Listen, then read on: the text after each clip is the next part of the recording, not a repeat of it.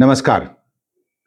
आपण पाहतात गाळीव इतिहास आणि आपला आजचा विषय जो आहे, तर अशाच एका विमान अपघातात विमान क्रॅश होऊन सुद्धा आपल्या भारताचे एक पंतप्रधान वाचले होते. त्याच्यानुसार परवा आपण पाहिलेलं असेल की अजितदादांचा अपघात झाला बारामती या ठिकाणी विमानाचा आणि त्याच्यामध्ये असणारे 5 जी काही लोक होते त्याचं निधन झालेलं आहे. तर तशाच प्रकारची घटना देशाच्या पंतप्रधानाच्या सोबत घडलेली आहे. त्याच्यानुसार पंतप्रधान मोरारजीभाई देसाई ज्यावेळेस पंतप्रधान असताना ते ईशान्येकडील राज्यामध्ये ज्यावेळेस चालले होते, तर तो दिवस होता 4 नोव्हेंबर 1977 आणि यांचं जे विमान आहे, तर त्या विमानामध्ये रशियन बनावटीचं TU-124 विमान आहे. त्यांच्यासोबत त्यांचे पुत्र कांतीलाल देसाई आहेत, अरुणाचलचे मुख्यमंत्री PK थुंगन आहेत, पत्रकार आहेत आणि विमान मोठं असल्यामुळं त्यांच्या जो स्टाफ आहे, पायलट, को पायलट, अटेंडंट हे 5 जे लोक आहेत, तर ते कॉकपिटमध्ये बसलेले आहे. म्हणजे जिथं विमान चालवतात तो भाग त्याला कॉकपिट म्हणतात, तर तिथं बसलेले. तर अशा वेळेला हे जे विमान आहे, तर हे विमान संध्याकाळची वेळ आहे आणि थोडंसं वादळ, ढगाचं वातावरण होतं. अशा वेळेला आसाममधील जोरहाट नावाचा जो विमानतळ आहे, तर विमानतळावर त्या ठिकाणी हे विमान गेलं. त्यानंतर ठरल्याप्रमाणे त्यांना दृश्यमान्यता, की खालचं वातावरण कसं आहे याच्याविषयी सुरू झाली चर्चा आणि त्यावेळेला त्यांना सांगण्यात आलं की इथं तुम्हाला धावपट्टी दिसते का, दृश्यमान्यता कशी आहे.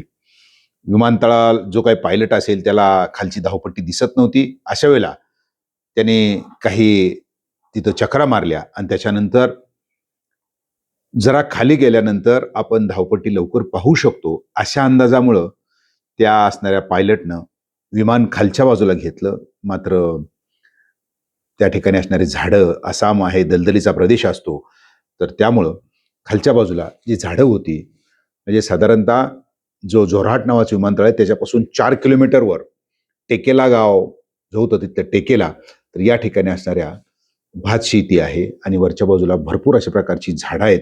तर त्या झाडाला विमान धडकलं आणि खाली कोसळलेलं आहे.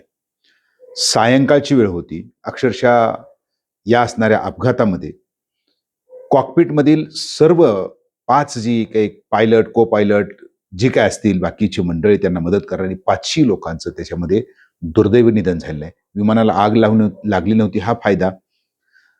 पाठीमागच्याला काही जे पाठीमागच्या बाजूला बसले होते काही पायलट किंवा इतर मंडळी जी सहाय्यकारी त्यांनी पटकन एमर्जन्सी दरवाजा उघडला आणि संध्याकाळच्या वेळेला अक्षरशः पंतप्रधान वगैरे चालत चालत त्या गावामध्ये पोहोचले आणि आम्हाला मी पंतप्रधान आहे मला ओळखा अशा प्रकारची म्हणजे त्यांना वेळ आली होती. तर सर्वांना दवाखान्यात नेण्यात आलं.